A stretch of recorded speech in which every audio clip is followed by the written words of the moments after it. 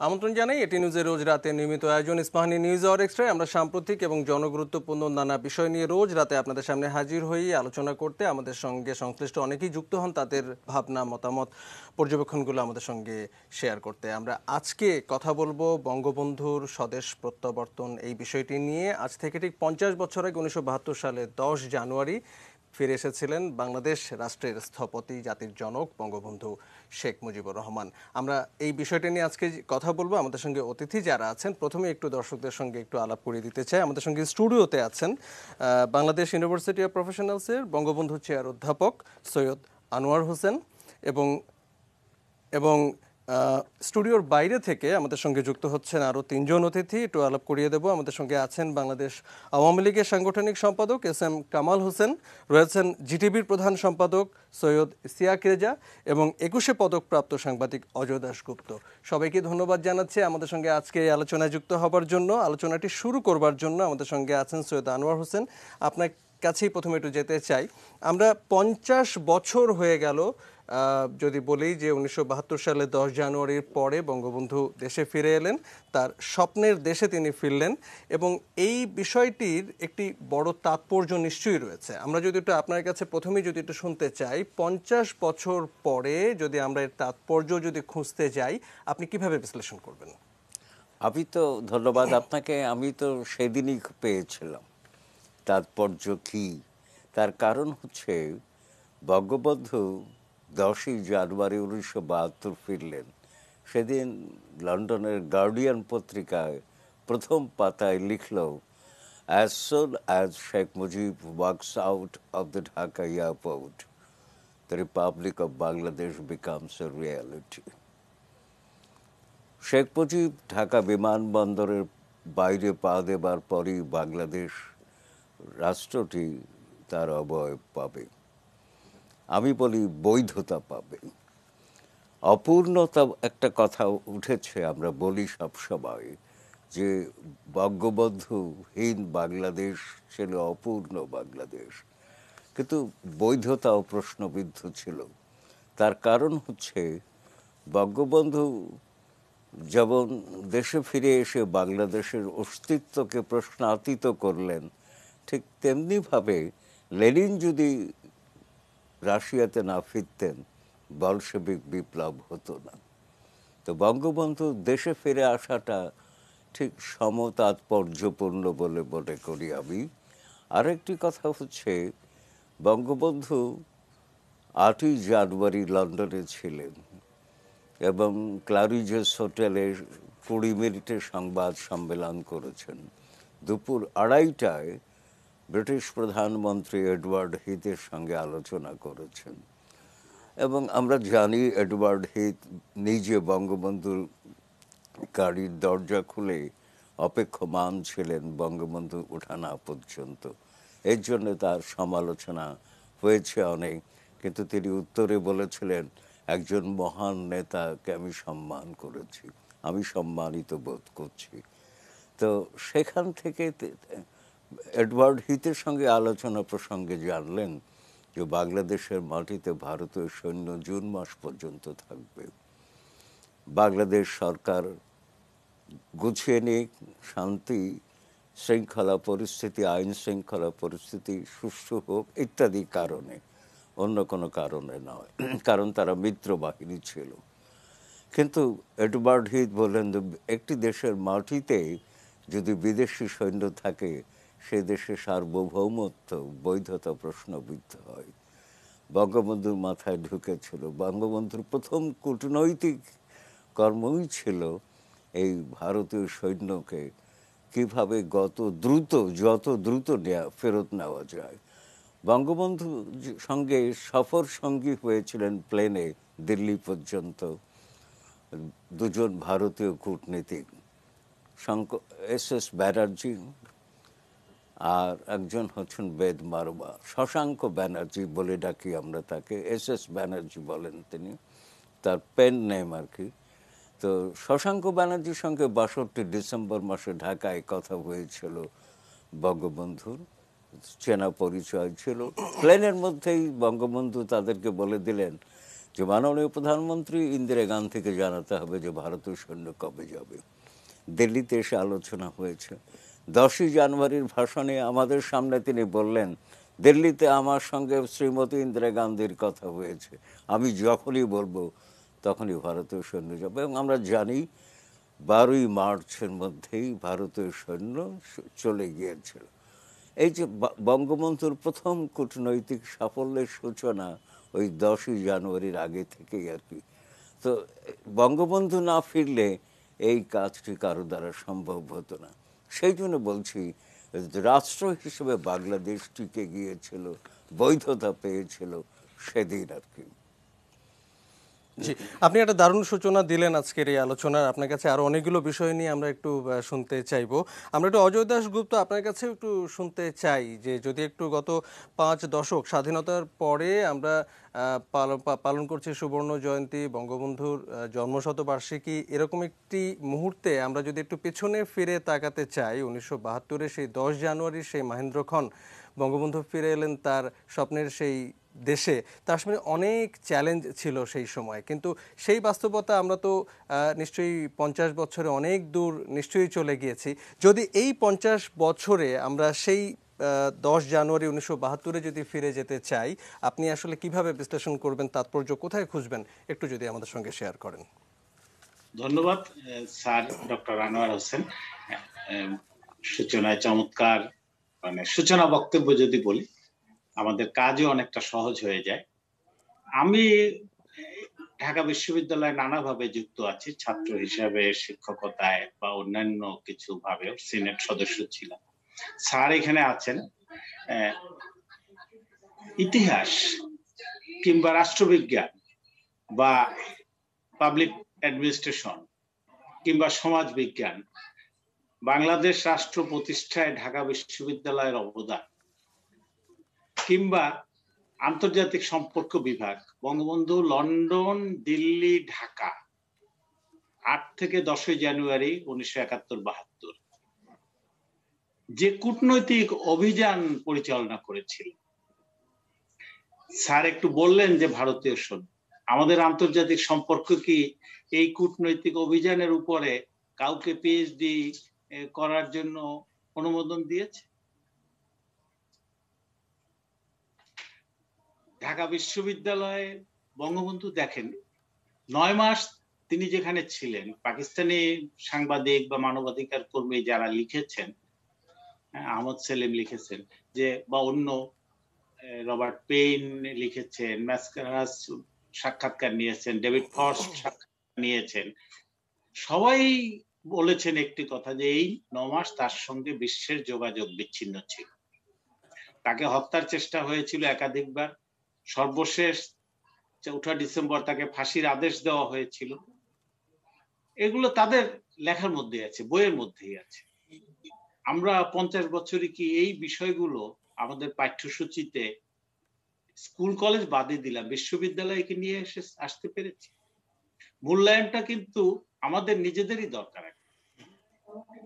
এবং দেখেন, তিনি ছিলেন না 9 মাস, কিন্তু লন্ডনের সংবাদ সম্মেলনে যা বললেন তাতে তো মনে হলো যে সবকিছুই তার জানা, সবকিছুই তার উপলব্ধিতে।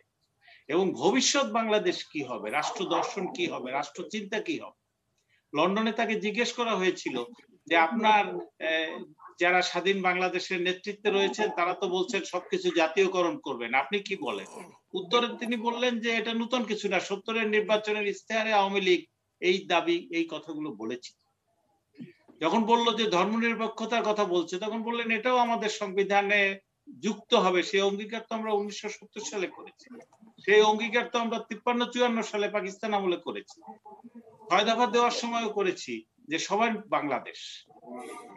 এই বিষয়গুলো কিন্তু এখন আমাদের মূল্যায়ন যদি করি, বঙ্গবন্ধু সেই সময়ের কথা, 10ই জানুয়ারি ঢাকায় আসলেন এবং বললেন যে সৈন্য প্রত্যাহার, কতটা দূরদর্শিতা ছিল। যে হিট সাহেব বলেছিলেন যে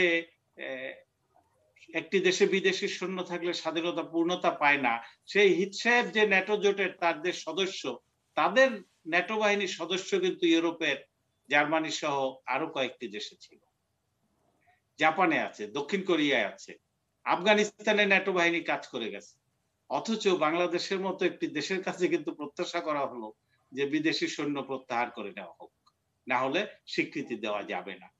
বঙ্গবন্ধুর উপস্থিতির কারণেই কিন্তু মুক্তিবাহিনীর আমরা যারা সদস্য ছিলাম, লাখ লাখ মুক্তিবাহিনীর সদস্য, তাদেরকে হাত থেকে কিন্তু এই যে অস্ত্রগুলো উদ্ধার করা, অস্ত্র নিয়ে নেওয়া, সরকারের কাছে জমা রাখা, এটা বঙ্গবন্ধু আসার পরেই কিন্তু সম্পন্ন করা গিয়েছিল। ভারতের আমি বলবো যে ওই সময় কারো লেখায় আমি পড়েছি, তাদের ধারণা ছিল যে বাংলাদেশে এই 19টি জেলায় জেলা প্রশাসক বা ডিসি দেওয়ার মতো অবস্থা নাই, এরকম দক্ষ যোগ্য আমলা নাই। কিন্তু দেখা গেল যে বাংলাদেশের প্রশাসন কিংবা আইন শৃঙ্খলা রক্ষার জন্য পুলিশ বাহিনী, সেটা কিন্তু দ্রুত দাঁড়িয়ে গেল। এবং এর ভিতটা কিন্তু 1 মার্চ থেকে 25 মার্চ বঙ্গবন্ধু বিকল্প প্রশাসন চালু করেছিলেন বাংলাদেশে। ব্যাংক থেকে শুরু করে সবকিছু তার নির্দেশে চলেছে। এই বিষয়গুলো কিন্তু আজকে আমাদের এই যে কি করে সম্ভব হলো, 9 মাসের যুদ্ধ করেছি, মুক্তিবাহিনী লাখ লাখ লোক কিন্তু ফেরত আসা শুরু হয়েছিল বঙ্গবন্ধু আসার আগে থেকে। এই জায়গাগুলো আজকে আমাদের এই 9 মাসে 71-এর ঘটনা প্রবাহ, শুধু বঙ্গবন্ধুর স্বদেশ প্রত্যাবর্তন না, এইগুলো কিন্তু নতুন করে নতুন প্রজন্মের কাছে তুলে ধরতে পারলে পরে আমরা বাংলাদেশের সামনে যে চ্যালেঞ্জ গুলো এখন রয়েছে, সেই চ্যালেঞ্জ গুলো মোকাবেলা করা অনেক সহজ হয়ে যাবে। জি, আপনি আসলে যে কথা থেকে ছাড়লেন, আমি ঠিক এই কথার সূত্র ধরে আমি একটু সৈয়দ ইশতিয়াক রাজী আপনার কাছে শুনতে চাইবো। আমাদের সঙ্গে সৈয়দ আনোয়ার হোসেন আছেন, তিনি শুরুতেই একটা কথা বলছিলেন যে বঙ্গবন্ধু জাতির পিতা, তিনি বাংলাদেশে তার নিজের স্বদেশে তিনি ফিরলেন এবং একটি নতুন সদ্যজাত একটি দেশ পূর্ণতা পেল এবং এক ধরনের বৈধতাও পেল। এর সঙ্গে আমরা একটু বুঝতে চাই যে এই পূর্ণতা বৈধতার কথাটি আসলে শুধুই নিশ্চয়ই কোনো শব্দ নয়, এর এর তাৎপর্য নিশ্চয়ই অনেক ব্যাপক। এবং গত 50 বছরে যেটি অজয় দাশগুপ্ত বলছিলেন যে আমাদের পরবর্তী প্রজন্মগুলো, তাদের কাছে আসলে এর তাৎপর্য, এর মূল্যায়ন কতখানি তুলে ধরা গেছে, সেটি কিন্তু একটু বোধহয় ঘুরে দেখার একটি বিষয় রয়েছে। আপনার ভাবনায় কি আসে? ধন্যবাদ আপনাকে। আমি দুজনের বক্তব্যই শুনছিলাম। বঙ্গবন্ধুর স্বদেশ প্রত্যাবর্তন বাংলাদেশের স্বাধীনতাকে পূর্ণতা দিয়েছিল, বাংলাদেশের মানুষের আকাঙ্ক্ষাকে পূর্ণতা দিয়েছিল, এরকম নানা কথা হয়। কিন্তু নিউ ইয়র্ক টাইমসের সাংবাদিক সিডনি সেনবার্গ, তার একটি বই আছে বাংলাদেশ নিয়ে। তাকে জিজ্ঞেস করা হয়েছিল, তিনি কিন্তু মুক্তিযুদ্ধের আগে থেকে মুক্তিযুদ্ধের পর পর্যন্ত বাংলাদেশ কাভার করেছেন সাংবাদিক হিসেবে, এবং বঙ্গবন্ধুর সাথে তার ঘনিষ্ঠতা ছিল। তিনি জানতেন বঙ্গবন্ধু হৃদয়ের গভীর থেকে বাংলাদেশের স্বাধীনতার টান। তাকে জিজ্ঞেস করা হয়েছিল সবচেয়ে উজ্জ্বল স্মৃতি কোনটি বঙ্গবন্ধুর জন্য, তুমি যদি বলো বাংলাদেশ সম্পর্কে। তিনি বলেছিলেন 10ই জানুয়ারি, যেদিন শেখ মুজিব বাংলাদেশে ফিরল, তার মতন করে তিনি বলেছিলেন। তাকে সাংবাদিক আবার প্রশ্ন করলো কেন, তিনি বলেছিলেন যে তার ভিতরে আমি পুরো বাংলাদেশ দিন দেখেছিলাম। এটাই কিন্তু একটা গুরুত্বপূর্ণ জায়গা, বঙ্গবন্ধুর মধ্যে পুরো বাংলাদেশটাকে দেখা যায়। কিন্তু দেখেন, পাকিস্তানের কারাগার থেকে ফিরে বঙ্গবন্ধু নিজের স্ত্রীর কাছে যাননি, সন্তানের কাছে যাননি, পরিবার পরিজনের কাছে যাননি, মানুষের মাঝে ফিরে এসেছিলেন সরাসরি রেসকোর্স বাজারে। এবং সেটাই শেখ মুজিব। শেখ মুজিব সারা জীবন তার যদি বক্তৃতাগুলো দেখেন, তার যদি লেখাগুলো দেখেন, অসমাপ্ত আত্মজীবনী, কারাগারে রোজ নামচা, এমনকি আমরা যে বইগুলো দেখতে পাই প্রকাশিত হওয়ার কারণে, এগুলো আমাদের জন্য সাংঘাতিক সম্পদ। শেখ হাসিনাকে ধন্যবাদ জানাই যে তিনি এই বইগুলো প্রকাশের উদ্যোগ নিয়েছেন। আমরা দেখতে পাচ্ছি নয়া চীনের কথা প্রত্যেক জায়গায়, কথা খুব কমন, মানুষ। তিনি বারবার বলেছেন আমি আমার মানুষকে সবচেয়ে বেশি গুরুত্ব দেই। বঙ্গবন্ধু মানুষের নেতা ছিলেন। এবং সবচেয়ে বড় কথা যেটা, বঙ্গবন্ধু কোনো ক্ষুদ্রের সাধনা করেননি, বঙ্গবন্ধু বড় রাজনীতি করেছেন। বড় রাজনীতি কেন করেছেন? বঙ্গবন্ধু বাঙালির ভিতরে প্রথম বড় স্বপ্ন জাগিয়েছিলেন। বাঙালি ছোট ছোট লড়াই করেছে, বাঙালি অনেক বড় লড়াই করেছে, কিন্তু বাঙালির স্বপ্ন ছিল যে নিজের ছোট্ট অধিকার আদায় করা। কিন্তু বঙ্গবন্ধু প্রথম তার ভিতরে লালিত স্বপ্ন যে বাঙালির একটা আলাদা স্বাধীন রাষ্ট্রভূমি। এবং আজকে যে আমি সৈয়দ ইশতিয়াকের যা কথা বলছি, সেটা কিন্তু বঙ্গবন্ধুর কারণে। এবং এই জায়গাটা গুরুত্বপূর্ণ যে স্বাধীন বাংলাদেশে সৈয়দ আনোয়ার হোসেন, সৈয়দ ইশতিয়াক রেজা, এস এম কামাল হোসেন স্বাধীন একটা দেশে কথা বলতে কোন প্রাদেশিক রাজধানীতে বসে নয়।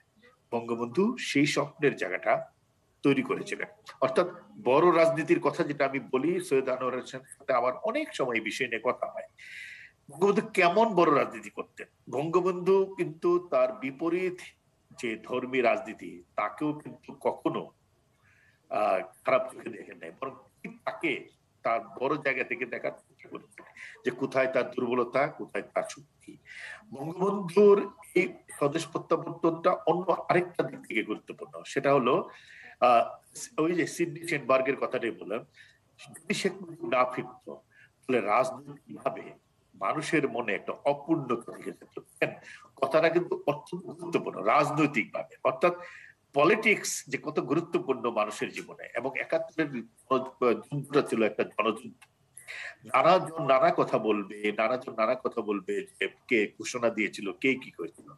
সবচেয়ে বড় কথা ৭১ একটা জনযুদ্ধ ছিল রাজনৈতিক সিদ্ধান্তে, সেই রাজনৈতিক সিদ্ধান্তের কেন্দ্রবিন্দুতে ছিল শেখ মুজিব এবং তার নির্দেশে যুদ্ধটা হয়েছিল। অনুপস্থিত ছিলেন, কিন্তু প্রত্যেকটা মুক্তিযোদ্ধা, বাংলাদেশের প্রত্যেকটা মানুষ সেদিন যারা স্বাধীনের কল্পনা করেছিলেন, স্বাগত জানিয়েছিলেন, তাদের মনে জগতের মধ্যে শেখ মুজিব ছিলেন। সুতরাং ওই জায়গা থেকে বঙ্গবন্ধু, আমি একটা কথা বলি, রবীন্দ্রনাথের কথা, ক্ষুদ্রের সাধনা। বঙ্গবন্ধু জীবনে কোনো ক্ষুদ্রের সাধনা করে নেই, বড় সাধনা করেছেন। আজকে বাংলাদেশে বহুজন বহু কথা বলবে, বহু নানা কথা বলে, ভক্তির প্রাবল্য আছে, বঙ্গবন্ধুর প্রতি ভক্তির প্রাবল্য আছে, কিন্তু বঙ্গবন্ধুকে ধারণ করার মতন বরত্ব নাই তাদের ভিতরে। তারা অত্যন্ত ক্ষুদ্র এবং তারা ক্ষুদ্রের জায়গা থেকে বঙ্গবন্ধুকে নানাভাবে বিতর্কিত করার চেষ্টা করেছে, বঙ্গবন্ধুকে সপরিবারে হত্যা করেছে, কিন্তু বঙ্গবন্ধু কিন্তু মানুষের মাঝে ফিরে এসেছেন। বঙ্গবন্ধু ফিরে এসেছেন স্বমহিমায়, কারণ তিনি মানুষের নেতা ছিলেন। একটা একটা করে যদি বঙ্গবন্ধুর বক্তৃতা অ্যানালিসিস করেন, প্রত্যেকটা জায়গায় সৈয়দ আনোয়ার হোসেন এখানে আছেন, অজয় দাশগুপ্ত আছেন, এস এম কামাল হোসেন আছেন, আপনি লাইন করে শব্দ পাবেন আমি মানুষের কথা বলছি। তিনি কিন্তু মানুষের নেতা ছিলেন। আজকের শাসন প্রণালীতে যখন মানুষের ভাবনাটা হয় না, তখন আমার কাছে মনে হয় আমরা বঙ্গবন্ধু থেকে অনেক অনেক দূরে অবস্থান করছি। বঙ্গবন্ধুর প্রথম পরিকল্পনা কমিশনটা যদি চিন্তা করেন, দেশ সেরা বলতে গেলে এই অঞ্চলের সবচেয়ে সেরা অর্থনীতিবিদদেরকে দিয়ে তিনি পরিকল্পনা কমিশনটা করেছিলেন। বঙ্গবন্ধু যে নেতাদেরকে মূল্যায়ন করেছেন, বঙ্গবন্ধু মানুষকে মূল্যায়ন করেছেন, এমনকি তার বিপরীত রাজনৈতিক মতাদর্শের মানুষকে যেভাবে মূল্যায়ন করেছেন, এরকম রাজনীতি আজকের বাংলাদেশে বিরল। আসলে ১০০ বছর পরেও যদি বাঙালির ইতিহাস রচিত হয়, তাহলে বঙ্গবন্ধুকে আপনি আলাদা করে রাখবেন। জি, অনেক ধন্যবাদ আপনাকে। আমরা একটু আমাদের সঙ্গে আওয়ামী লীগের সাংগঠনিক সম্পাদক এস এম কামাল হোসেন আছেন, আমরা একটু তার কাছে একটু দেরি করেই এলাম। আমরা দেখলাম যে মানুষটার ডাকে, যার আহ্বানে একটি দেশ স্বাধীন হলো, যার স্বপ্নে বাস্তবায়িত হলো একটি স্বাধীন রাষ্ট্রের স্বপ্ন, আমরা দেখলাম যে ৫০ বছর পেরিয়ে গেছে, এর মাঝখানে শাসকদের একাংশ তার নাম মুছে ফেলবার চেষ্টা করেছিল ইতিহাস থেকে, কিন্তু শেষ পর্যন্ত আমরা দেখলাম যে তাদের ব্যর্থতাই আমাদের সামনে রয়েছে এবং তার দল ক্ষমতায় রয়েছে একটি দীর্ঘ সময় ধরে।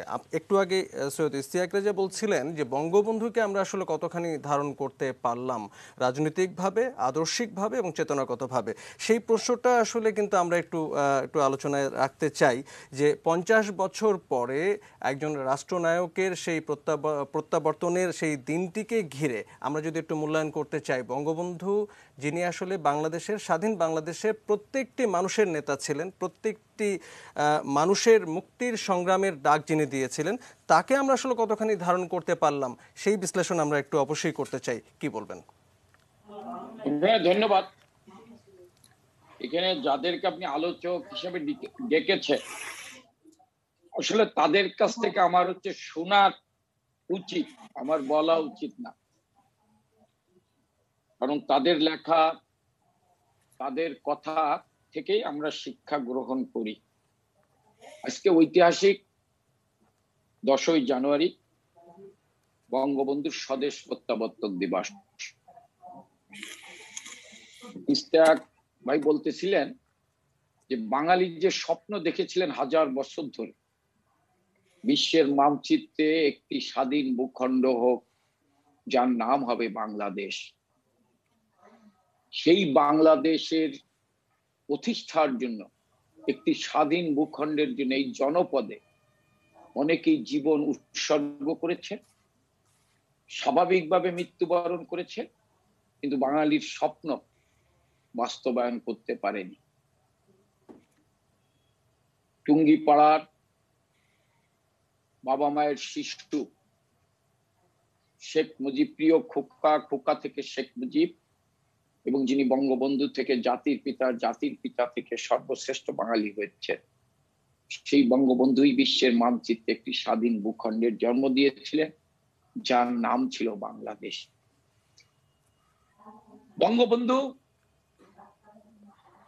1972 সালের 10ই জানুয়ারি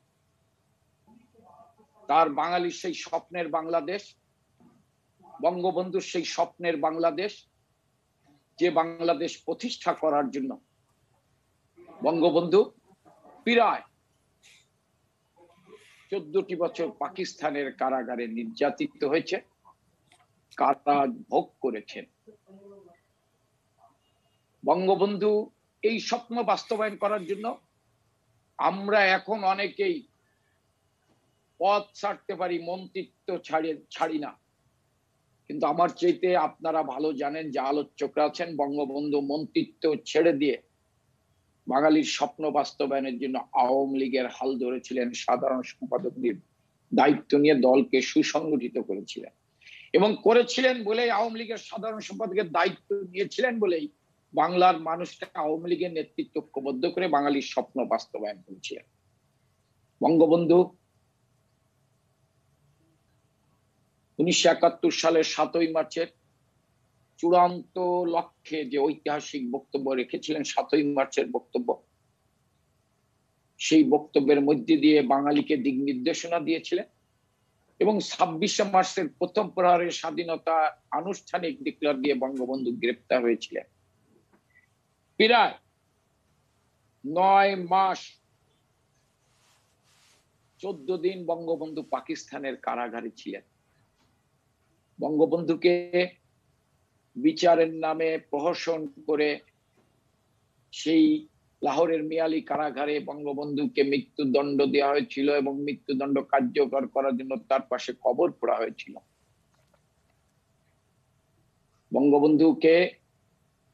বঙ্গবন্ধু যখন দেশে এসেছিলেন, ডেভিড ফোস্টার ব্রিটিশ সাংবাদিক জিজ্ঞাসা করেছিলেন, আমার চেয়ে বিজ্ঞ আলোচকরা আরো ভালো জানেন, যখন আপনাকে আপনার জেলখানায় আপনার কবর খোঁড়া হলো, তখন আপনার কার কথা মনে পড়েছিল?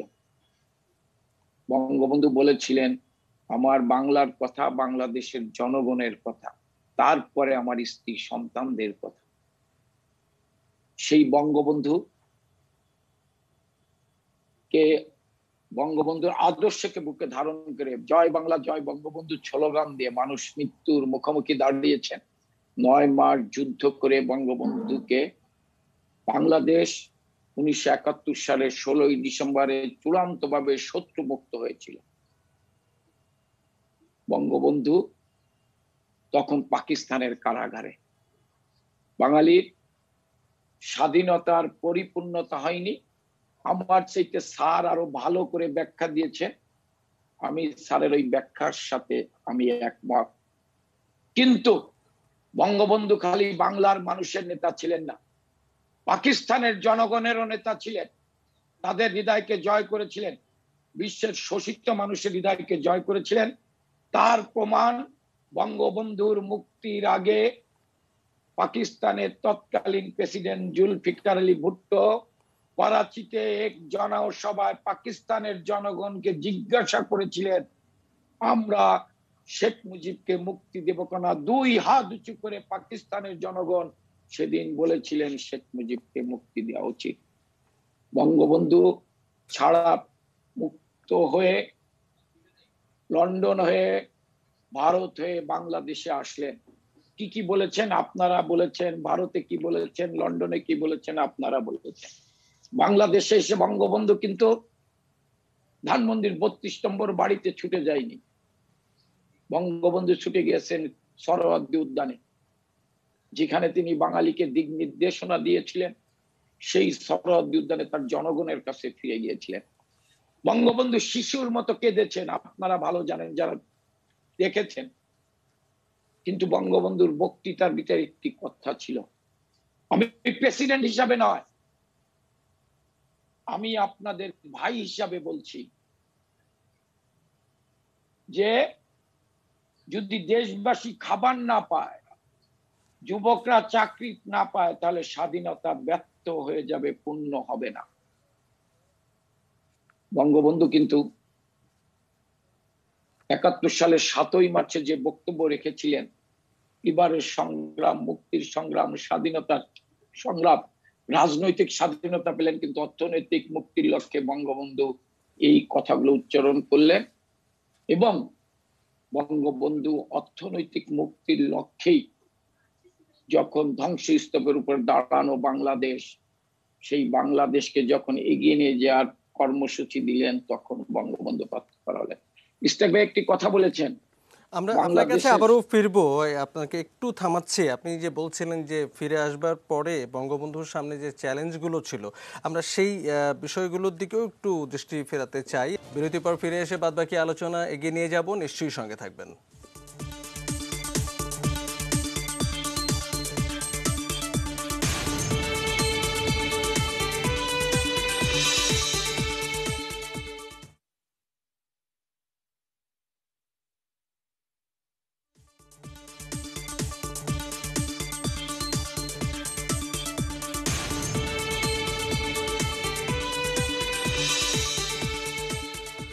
বঙ্গবন্ধুর স্বদেশ প্রত্যাবর্তন এই বিষয়টিকে সামনে রেখে আজকে কথা বলছি ইস্পাহানী নিউজ আওয়ার এক্সট্রা। আমাদের সঙ্গে 4 জন অতিথি কথা বলছেন।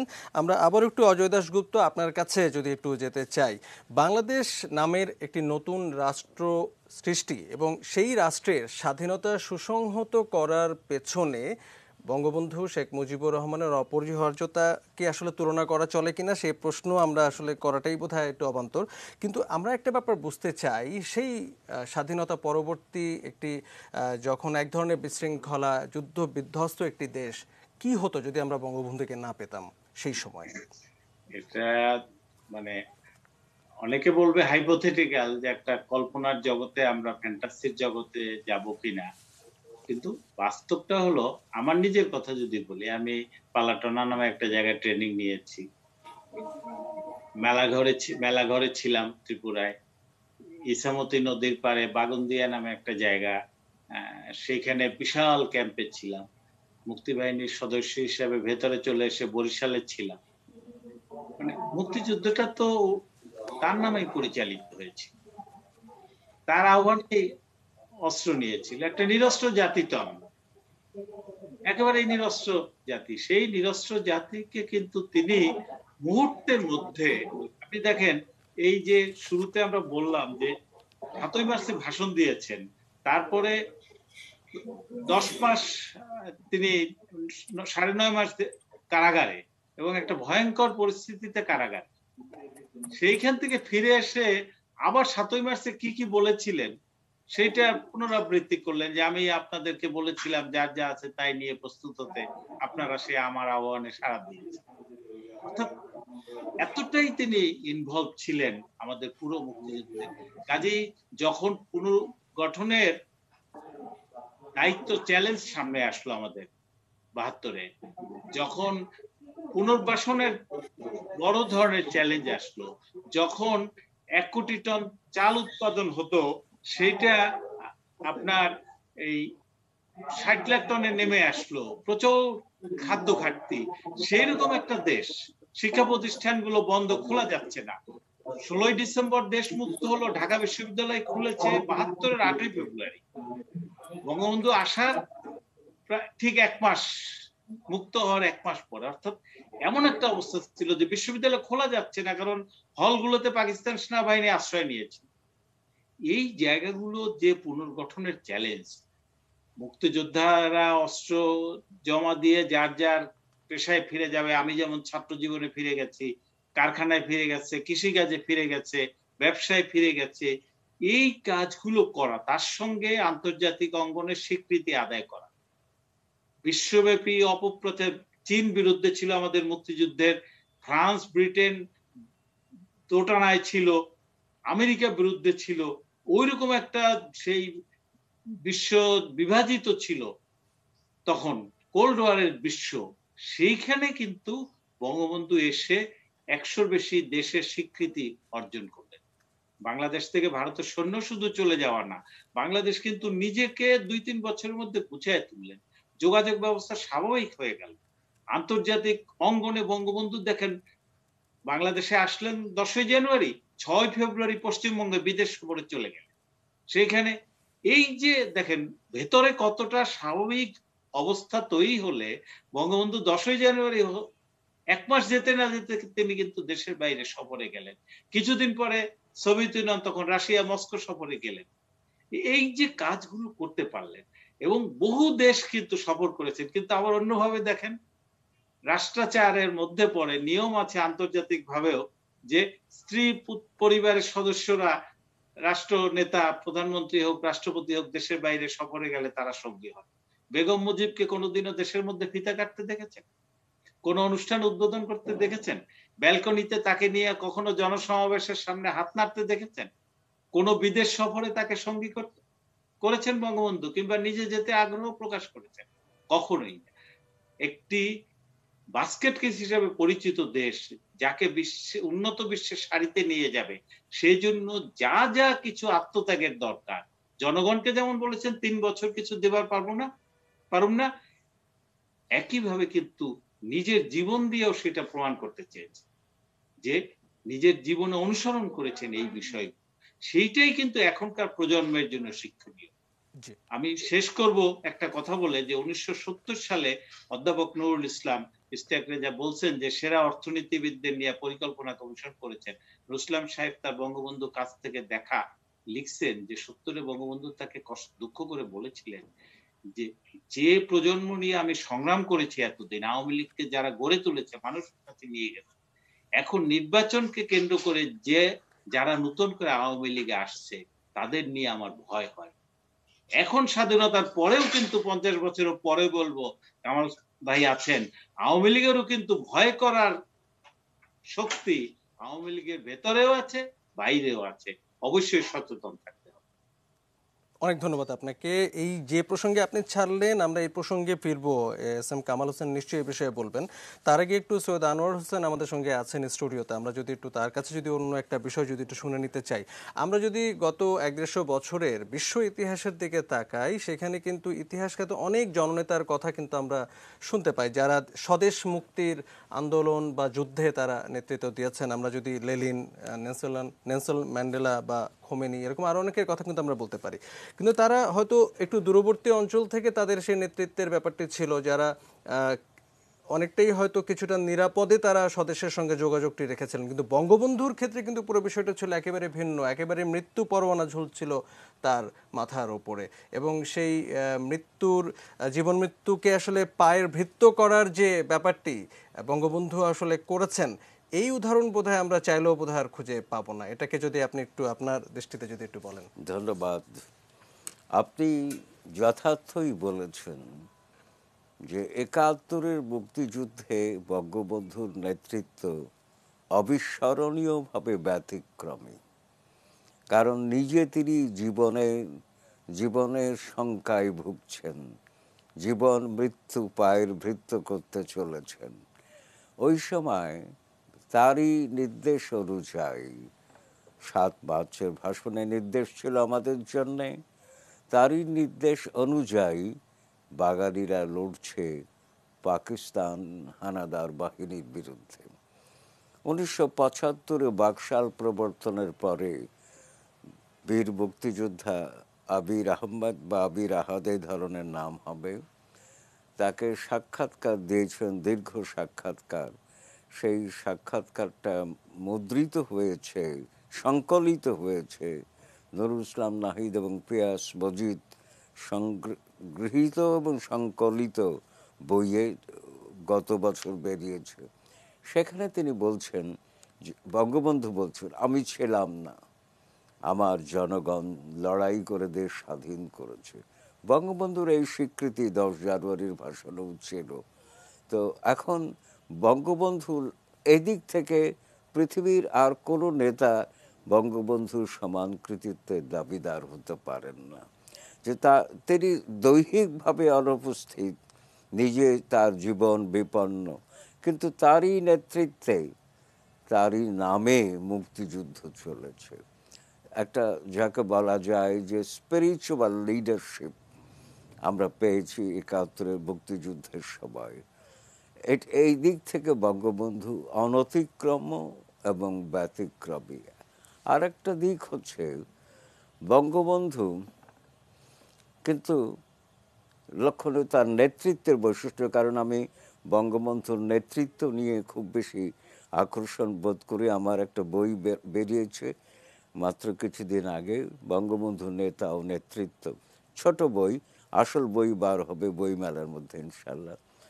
তো আমি যেটা লক্ষ্য করছি যে এই নেতৃত্ব মানুষ মেনে নিয়েছিল ৬৬ দফা থেকেই, তার অবিসম্বাদিত নেতৃত্ব স্বীকৃত ছিল আমাদের কাছে।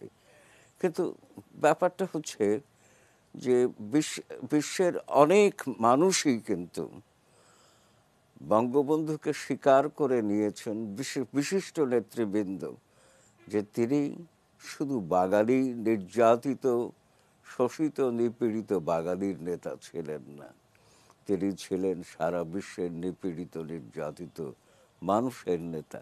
অন্তত এই কথাটা আমি পরিষ্কার শুনতে পেয়েছি ইউনেস্কো সদর দপ্তরের যে বিভাগ থেকে বঙ্গবন্ধু ৭ মার্চের ভাষণটিকে বিশ্ব প্রামাণিক দলিলের অংশ করা হলো।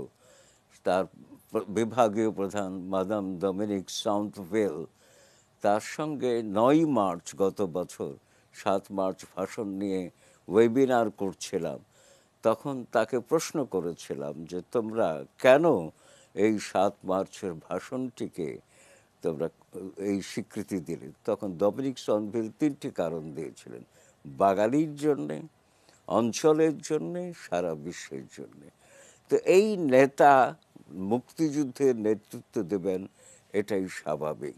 এবং আর একটি কথা বলি এই প্রসঙ্গে, দেখুন আমি কিন্তু শুরু করেছিলাম বঙ্গবন্ধুর দেশে ফেরার যে ঐতিহাসিক তাৎপর্য তা বিশ্লেষণ করতে গিয়ে, এবং ১৭ই জানুয়ারি আমেরিকার টাইম পত্রিকা, আমেরিকা আমাদের বিরোধী ছিল অজয় দাশগুপ্ত বলেন, আমরা সবাই জানি, টাইম পত্রিকায় বঙ্গবন্ধুর উপর একটা প্রতিবেদন ছাপা হলো, প্রচ্ছদে আবক্ষ ছবি, উত্তর পশ্চিম কোণায় কোনাকুনি লেখা আছে বাংলাদেশ ফ্রম জেল টু পাওয়ার। বঙ্গবন্ধু জেলখানায় ক্ষমতায় এলেন, কিন্তু টাইম বলছে বাংলাদেশ। বঙ্গবন্ধু বাংলাদেশ তাদের কাছে একাকার ছিল। এবং এই বিষয়ে আমার নিজস্ব ছোট্ট একটা অভিজ্ঞতা বিড়ম্বনার সঙ্গে বলছি। ১৯৭৩ এডিনবরা যখন পড়তে গেলাম, আবাসন শাখায় আমার জন্য বাসা খোঁজা হচ্ছে। বাসা খুঁজছেন ওই শাখা প্রধান মিসেস মরিসন, ষাটোর্ধ্ব মহিলা তখন। তো তিনি এক পর্যায়ে ফোনে হাত দিয়ে বললেন যে বাসা পেয়েছি তোমার জন্য একটা, কিন্তু ওপারের লেডি, বাসার মালিক, ল্যান্ডলেডি জিজ্ঞেস করছেন হোয়াট ইজ বাংলাদেশ। কারণ মিসেস মরিসন বলেছিলেন I have a couple here from Bangladesh, Bangladesh থেকে এক দম্পতি এসেছে, তাদের জন্য বাসা দরকার। তো মরিসনকে শিখিয়ে দিলাম tell her this is Sheikh Mujib's Bangladesh. কারণ এর আগে সপ্তাহখানিক আগে বিলেতে পৌঁছেছি, বুঝেছি যে শেখ মুজিব নাম চেনে, বাংলাদেশ চেনে না। তো এই হচ্ছে বঙ্গবন্ধু। সেই বঙ্গবন্ধুর দেশে ফেরা কতখানি ব্যাপার। আর ভাষণটা যেটা ছিল ১৭ মিনিটের, অলিখিত, স্বতঃস্ফূর্ত। এবং আমি যেমনটা বলছিলাম, তার রাজনীতি, তার রাষ্ট্রদর্শন, তার জীবন দর্শন সব এখানে উঠে এসছে।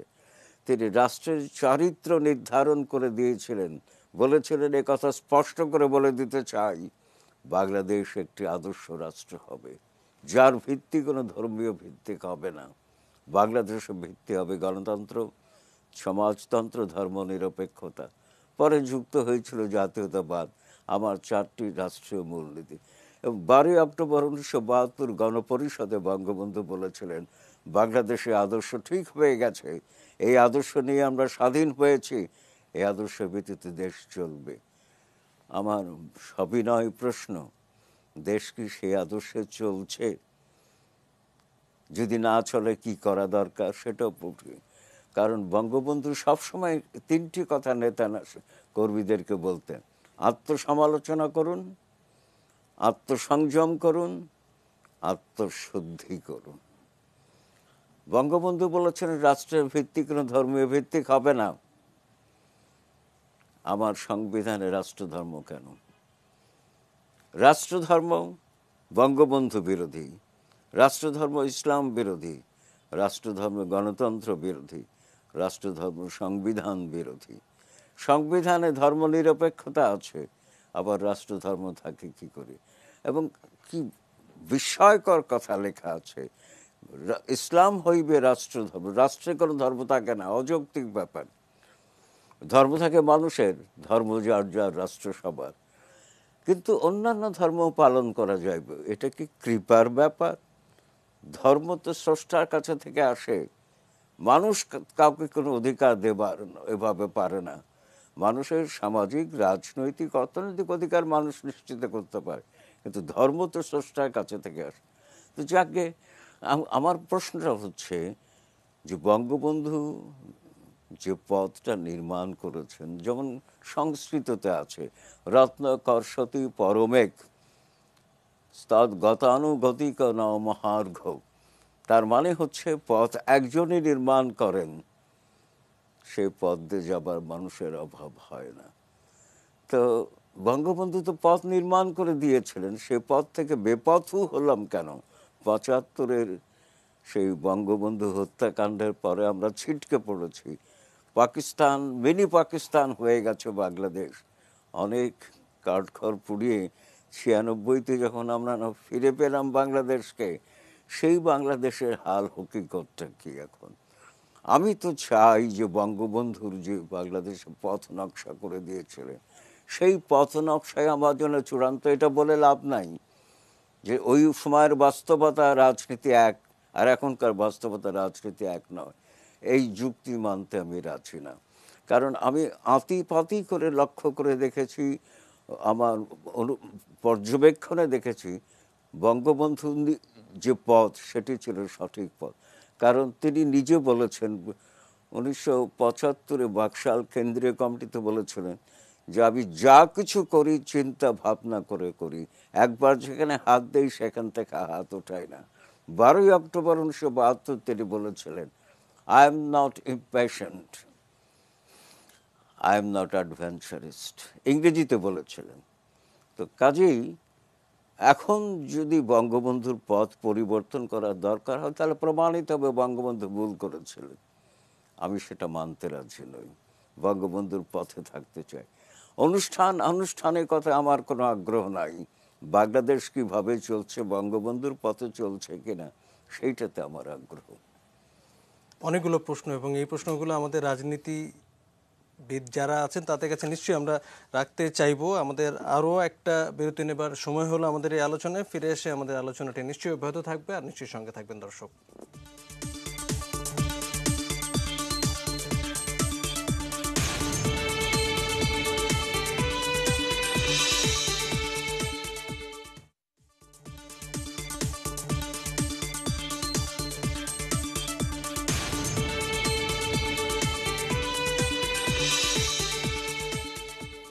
বঙ্গবন্ধুর স্বদেশ প্রত্যাবর্তন নিয়ে কথা বলছি ইস্পাহানি নিউজ আওয়ার এক্সট্রায়। চারজন অতিথি আমাদের সঙ্গে আছেন। এ পর্যায়ে আবারও বাংলাদেশ আওয়ামী লীগের সাংগঠনিক সম্পাদক এস এম কামাল হোসেন, আপনার কাছে একটু শুনতে চাই। আমরা যদি একটু ফিরে তাকাই সেই ৫০ বছর পেছনের সেই দিনটিতে, একটি যুদ্ধ বিধ্বস্ত দেশে ফিরে এসে জাতির পিতা তিনি একটি কল্যাণ রাষ্ট্রের যে রূপরেখা তিনি দিয়েছিলেন এবং বলেছিলেন আত্মসমালোচনা, আত্মশুদ্ধির উপর তাগিদ, সেই রূপরেখা থেকে ৫০ বছর পরে আমরা কিন্তু বঙ্গবন্ধুর জন্মশত বার্ষিকী পালন করছি স্বাধীনতার সুবর্ণ জয়ন্তী। কিন্তু সেই পথরেখা থেকে আমরা আসলে কতখানি রেখায় আছি, কতখানি দূরে সরে গেছি? কিছুক্ষণ আগে সৈয়দ আনোয়ার হোসেনও কিন্তু ঠিক একই প্রশ্ন রাখছিলেন, আপনার কাছে একটু শুনবো। আমাকে বলছেন? ধন্যবাদ। জি, আচ্ছা, জি, এস এম কামাল, আপনার ধন্যবাদ। জি জি। দেখেন, বঙ্গবন্ধু তার প্রিয় স্বদেশে আসার পরে 1972 সালের 12ই জানুয়ারি প্রধানমন্ত্রী হিসাবে শপথ নিয়ে বঙ্গবন্ধু এই যুদ্ধ বিধ্বস্ত দেশ পুনর্গঠনে আত্মনিয়োগ করেন।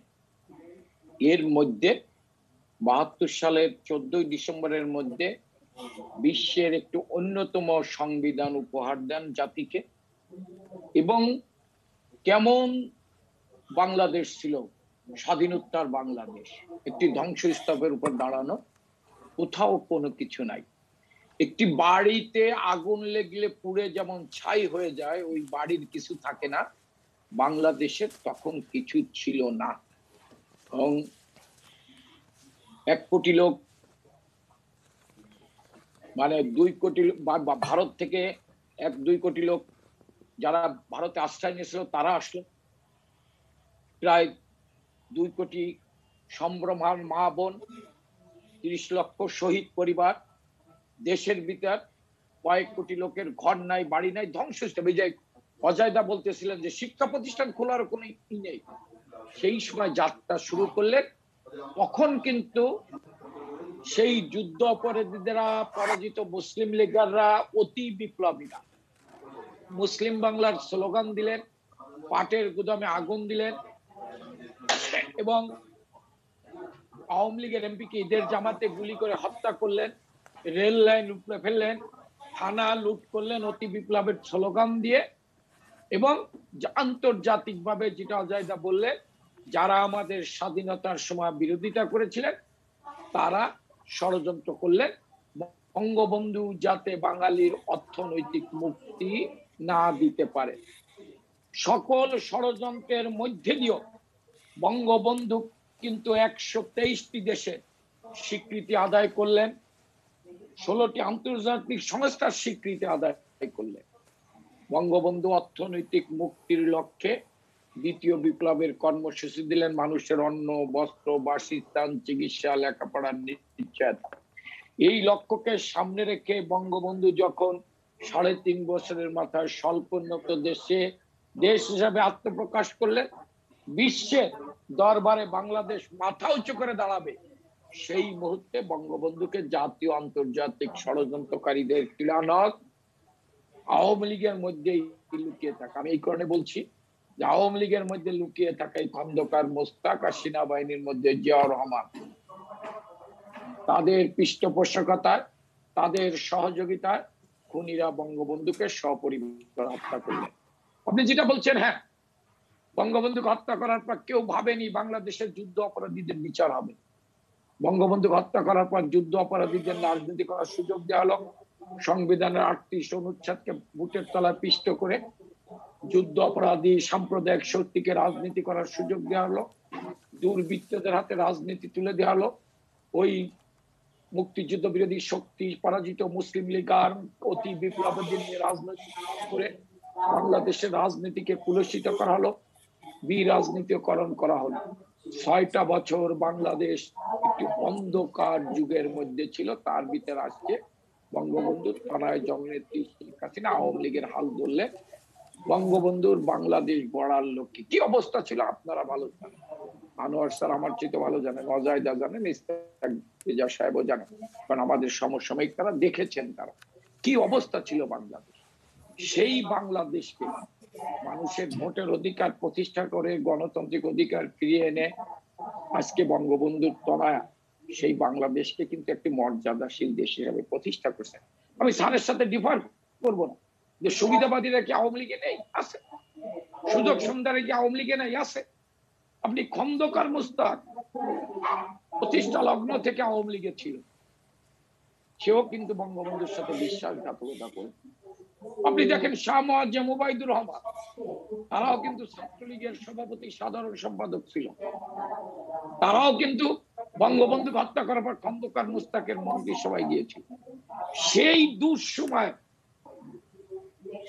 বঙ্গবন্ধু শেখ হাসিনা যে অবস্থায় আওয়ামী লীগের হাল ধরেছে, তখন মুক্তিযোদ্ধারা দ্বিধা বিভক্ত, মুক্তিযুদ্ধের পক্ষের শক্তিগুলো দ্বিধা বিভক্ত। জননেত্রী শেখ হাসিনার সকল শক্তিকে তার নেতৃত্ব ঐক্যবদ্ধ করে আজকে সেই বঙ্গবন্ধুর স্বপ্নের বাংলাদেশটাকে আজকে এগিয়ে নিয়ে যাচ্ছে। আপনি দেখেন 21টা বছর ছাড় বলেছেন, 21টা বছর বা 28 বছর যারা ক্ষমতায় ছিল তারা বাংলাদেশটাকে জঙ্গিবাদের দেশ বানিয়েছিল। শেখ হাসিনা যখন যাত্রা শুরু করেছেন তখন পথটা ছিল কণ্ঠ কাকাকে। শেখ হাসিনার পথ সহজ সরল ছিল না, আপনারা আমার চেয়ে ভালো জানেন। শেখ হাসিনাকে বারবার হত্যা করার চেষ্টা করা হয়েছে।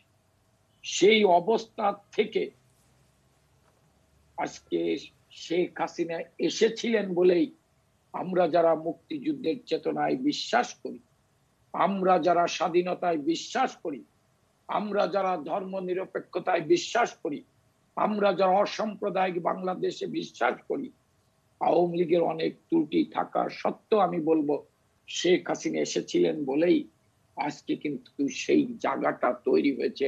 আজকে বাংলাদেশ চিন্তা চেতনায় অসাম্প্রদায়িক বাংলাদেশ। আজকে বাংলাদেশ জঙ্গিবাদের বাংলাদেশ না, আজকে বাংলাদেশ যুদ্ধ অপরাধীদের বাংলাদেশ না। আপনারা জানেন যুদ্ধ অপরাধী মুজাহিদকে সাংবাদিকরা প্রশ্ন করেছিলেন, আপনারা তিনজনই তো আমার চেয়ে ভালো জানেন, বলেছিলেন যুদ্ধ অপরাধী, বলে যুদ্ধ অপরাধী বলে বাংলাদেশে কোনো লোক নাই। এত দাম্ভিকতার সাথে বলেছিল, সেইটাও কিন্তু আজকে আপনাদের আমাদের শেখ হাসিনা শত প্রতিকূলতার মধ্যে দিয়ে করেছেন। এবং এই যুদ্ধ অপরাধীদের শাস্তি দিতে গিয়ে শেখ হাসিনাকে অনেক হুমকির সম্মুখীন হতে হয়েছে, কারো কাছে মাথা নত করেন। শেখ হাসিনা আজকে যেভাবে দেশটাকে এগিয়ে নিয়ে যাচ্ছেন, শেখ হাসিনা এসেছিলেন তো বঙ্গবন্ধুর হত্যার বিচার হয়েছে। আমি যত দূর বুঝি একজন রাজনৈতিক কর্মী হিসাবে শেখ হাসিনা, আমরা যারা অসাম্প্রদায়িক রাজনীতিতে বিশ্বাস করি তাদের কাছে সৃষ্টিকর্তার পক্ষ থেকে আশীর্বাদ ছিল। নাহলে আমরা যারা মুক্তিযুদ্ধের চেতনায় বিশ্বাস করি, যারা অসাম্প্রদায়িক বাংলাদেশে বিশ্বাস করি, আমরা আজকে ছিন্ন বিচ্ছিন্ন হয়ে যেতাম। বাংলাদেশ আজকে ঠিক আফগানিস্তানের মতো হতো, পাকিস্তানের মতো হতো। আজকে শেখ হাসিনা এসেছেন বলেই তো পাকিস্তানের একজন অর্থনীতিবিদ কিছুদিন আগে বলেছেন যে বাংলাদেশ যেভাবে এগিয়ে যাচ্ছেন শেখ হাসিনার নেতৃত্বে 2030 সালে পাকিস্তানকে হাত পাততে হবে। বলতেছিলেন যে আজকে দেখেন বাংলাদেশকে তলাবিহীন ঝুড়ির বাংলাদেশ বলছেন। সেই দেশের রাষ্ট্রদূত ঢাকা বিশ্ববিদ্যালয় 2013 সালে ধান গবেষণা কেন্দ্রে গিয়ে বলেছিলেন বাংলাদেশ এখন তলাবিহীন ঝুড়ির বাংলাদেশ না। আর শেখ হাসিনা ছিলেন বলে ইস্তাক ভাই বললেন, অজয় দাও বললেন, স্যারও বললেন, আমরা স্বাধীনতার সুবর্ণ জয়ন্তী পালন করছি, বঙ্গবন্ধুর জন্ম শতবার্ষিকী পালন করছি। আজকে যদি মুক্তিযুদ্ধের পক্ষের দল শেখ হাসিনার নেতৃত্বে বাংলাদেশ আওয়ামী লীগ রাষ্ট্রীয় ক্ষমতায় না থাকতো কেমন হতো আজকের বাংলাদেশ।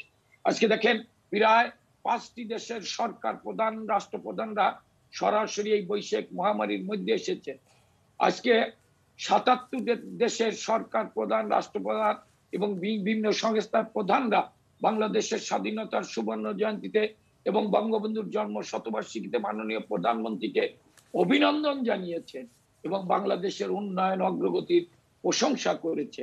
আজকে জাতিসংঘের মহাসচিব আজকে করছে শেখ হাসিনা আন্তরিক। তারপরে আমি বলি না যে আমি শতভাগ শেখ হাসিনা শতভাগ সফল। হ্যাঁ, আমরা যারা রাজনৈতিক কর্মী আমাদের কারণে কোনো বিষয় বিতর্কিত হতে পারে, আমি এটা অস্বীকার করি না, কিন্তু এইটুকু বলতে পারি বঙ্গবন্ধুর এই স্বদেশ প্রত্যাবর্তন দিবসে দাঁড়িয়ে যে শেখ হাসিনার নেতৃত্বে আজকে বাংলাদেশ এগিয়ে যাচ্ছেন। আপনারা জানেন আজকে বাংলাদেশ বিশ্বের দরবারে আমাদের সবচাইতে বড় গর্ব, বড় অহংকার যে শেখ হাসিনার নেতৃত্বে 2021 সালে আমরা বিশ্বে আজকে উন্নয়নশীল দেশ হিসাবে স্বীকৃতি পেয়েছি। এবং দেখেন আজকে এই 2022 সাল হবে শেখ হাসিনার নেতৃত্বে তাক লাগানোর বছর। পদ্মা সেতুর পদ্মা আমরা চলাচল করতে পারবো, মেট্রো রেল আমরা চালু করতে পারবো, আমরা কর্ণফুলী টানেলে আমরা সেতু এই বছরেই কর্ণফুলী টানেল চালু হচ্ছে। আজকে বাংলাদেশ থেকে এই করোনার ভিতর দেখেন না আমি শুধু বলি এখনো ষড়যন্ত্র হচ্ছে। এই ষড়যন্ত্র শেখ হাসিনাকেই মোকাবেলা করতেছি। করোনার ভিতর দেখেন বললেন 20 লক্ষ লোক না খেয়ে মারা যাবে, একটা লোক। মানুষ কষ্ট ছিল, আমি বলি না দুধে ভাতে ছিল, কিন্তু একটি লোক না খেয়ে মারা যাবে। আজকে করোনার টিকা পর্যাপ্ত, কিন্তু জি, আমরা দুষ্ট আসলে লোকেরা বলেছিল আপনার কাছে আরো অনেক কিছু শুনতে চাই, তবে আমাদের একটা বিরতির সময় হয়ে গেছে। আমাদের সঙ্গে সৈয়দ ইশতিয়াক রেজাও আছেন, তার কাছেও একটু যেতে চেয়েছিলাম, কিন্তু বিরতির পরে ফিরে এসে তার কাছে যাব। আমাদের সঙ্গে অন্য অতিথিরাও আছে, তাদের কাছেও কিছু কথা শুনে নেব বিরতিতে যাবার পরে। ফিরে এসে বাদবাকি আলোচনা, নিশ্চয়ই সঙ্গে থাকবেন।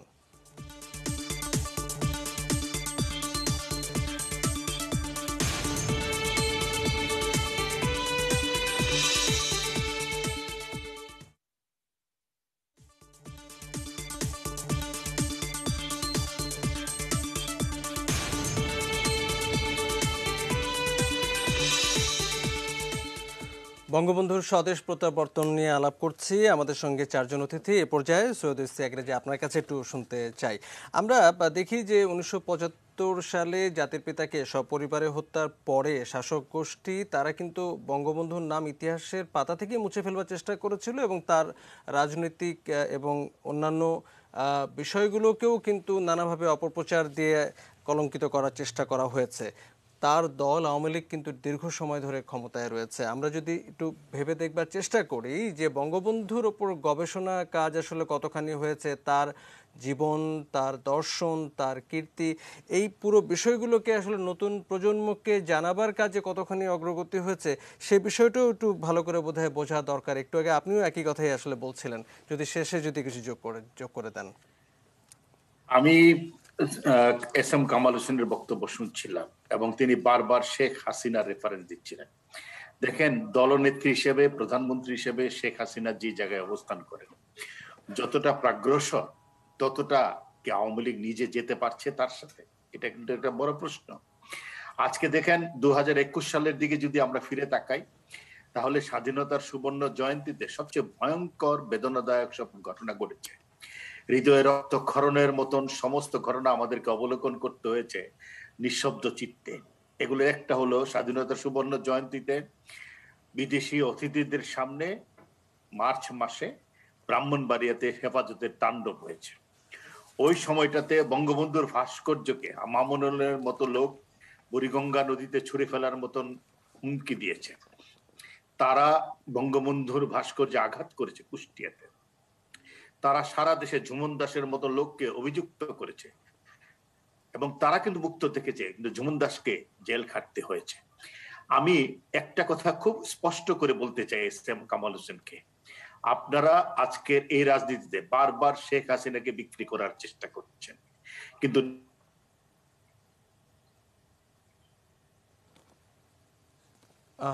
সৈয়দ ইশতিয়াক রেজা শুনতে পাচ্ছেন?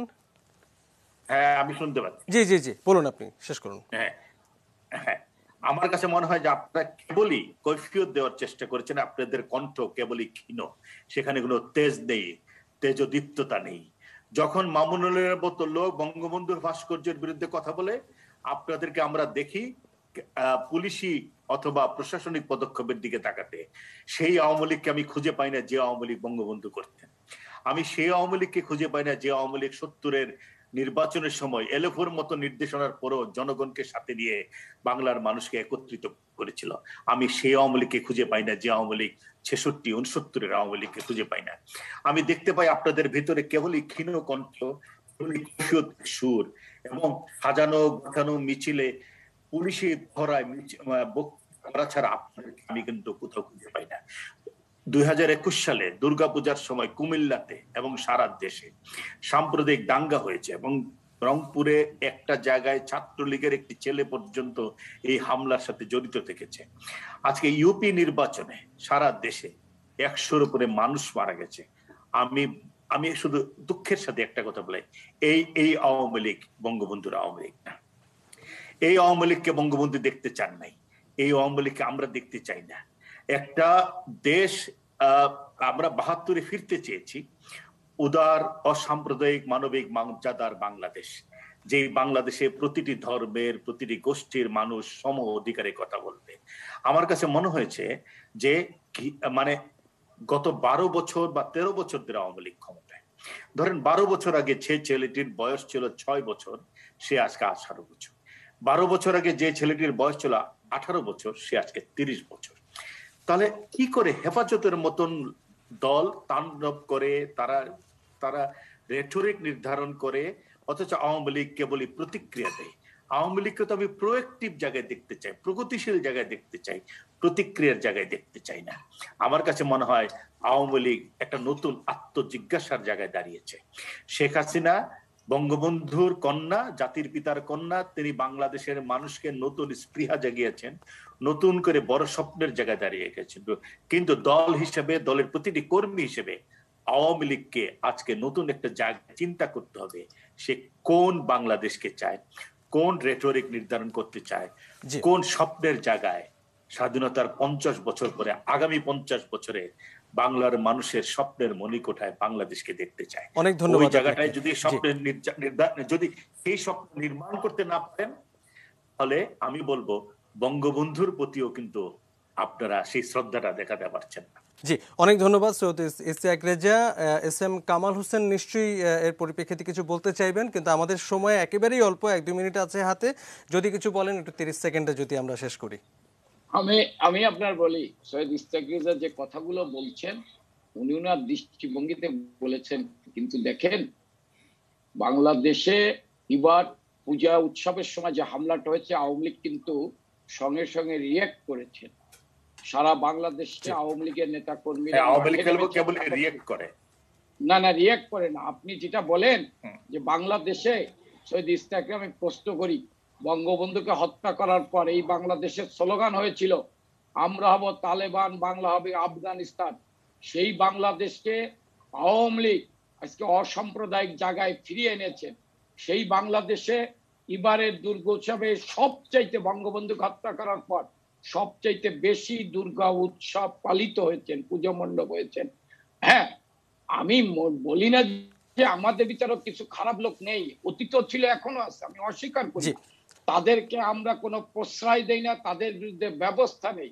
আওয়ামী লীগ এবং আপনি দেখেন মামুন হক আজকে যেখানে যা করেছেন। এস এম কামাল হোসেন, আজকে আর আমাদের হাতে একেবারেই সময় নেই। আজকে যে ডিবেটটি শুরু হলো সেটি নিয়ে আমরা হয়তো আরেকদিন নিশ্চয়ই আমরা শুরু করতে পারি সেই ডিবেট বা সেই আলোচনাটি।